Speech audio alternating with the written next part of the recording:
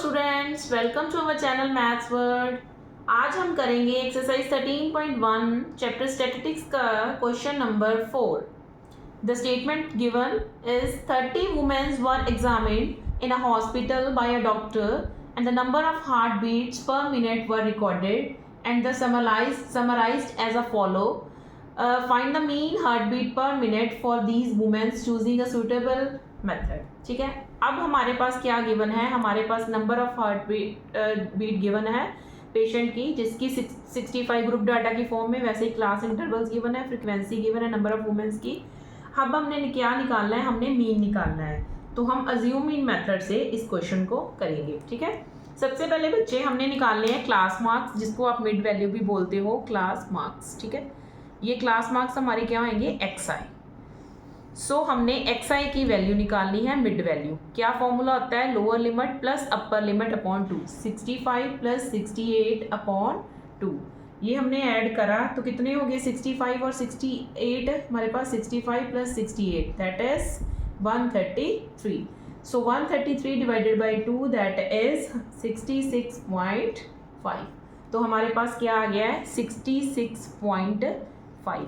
Next अगर हम निकालेंगे 68 प्लस 71 दैट इज 139। सो 139 हमारे पास जब डिवाइडेड बाई 2 होगा तो हमारे पास क्या आ जाएगा, 69.5। अब हमारे पास 69.5 दूसरी टर्म आ गई। बच्चे हमारे पास डिफरेंस मैंने आपको पहले भी बताया था, डिफरेंस आ जाएगा। डिफरेंस हमारा कितने का है, 3 का। 65 और 68 में 3 का डिफरेंस है, 68 और 71 में भी कितने का डिफरेंस है, 3 का।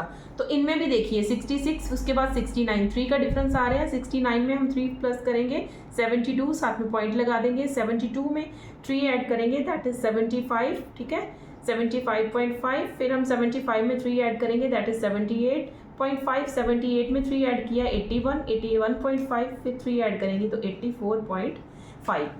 अब नेक्स्ट स्टेप हमारे पास क्या होता है, नेक्स्ट स्टेप में हमने क्या करना होता है, मीन को अज्यूम करना होता है। ठीक है, मीन अज्यूम करना है तो मिड वैल्यू।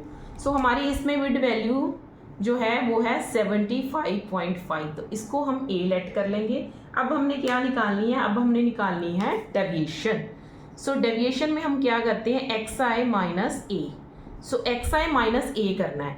ठीक है, 66.5 माइनस क्या किस में से करना है, 75.5 में से। 75.5 में से जब हम 66.5 माइनस करेंगे तो हमारे पास क्या बचेगा, 9। लेकिन हमने 66 में से 75.5 माइनस करने थे, तो छोटी टर्म में से अगर हम बड़ी टर्म माइनस करेंगे तो दैट इज माइनस का 9। देन हम जब 75.5 में से 69, फिर डिफरेंस 3 का ही होता है, इसमें 3 ऐड कर देंगे, -6 -3। फिर देन हमारे पास आ जाएगा 75.5 में से 75.5 माइनस करेंगे दैट इज 0, देन 3, 6 एंड 9। ठीक है, अब हमारे पास हमने DI भी निकाल ली। हमारे पास मीन जो है अज्यूम मीन बाय मेथड से, हमारे पास मीन का फॉर्मूला क्या होता है, x bar is equals to A plus summation FI DI upon summation FI। ठीक है, अब हमारे पास A हमें पता है 75.5 है, जो हमारी समेशन FI है दैट इज गिवन, हमें गिवन है कि कितनी वुमेन्स हैं, 30।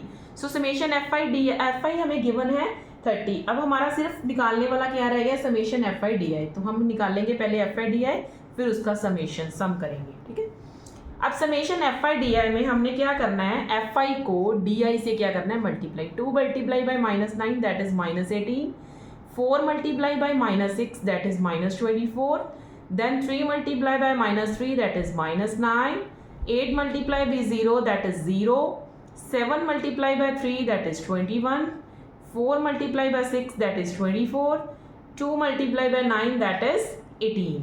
ठीक है, हमने A मल्टीप्लाई करके समेशन जो है, अब हमने ऐड करना है। मैंने पहले भी आपको बताया कि पॉजिटिव टर्म अलग ऐड कर लो, नेगेटिव टर्म को अलग ऐड कर लो और फिर उसको कंक्लूड करो। ठीक है, इनको हम ऐड करेंगे तो ऐड करेंगे 12 9, हमारे पास आ जाएगा माइनस का 51। जब इन टर्म को ऐड करेंगे 4 + 1 5 13, ये हमारे पास आ जाएगा 63। तो अब हमारे पास क्या बचा है, माइनस का 51 और पॉजिटिव का 63, यानी प्लस माइनस माइनस होएगा, 63 माइनस 51 दैट इज 12।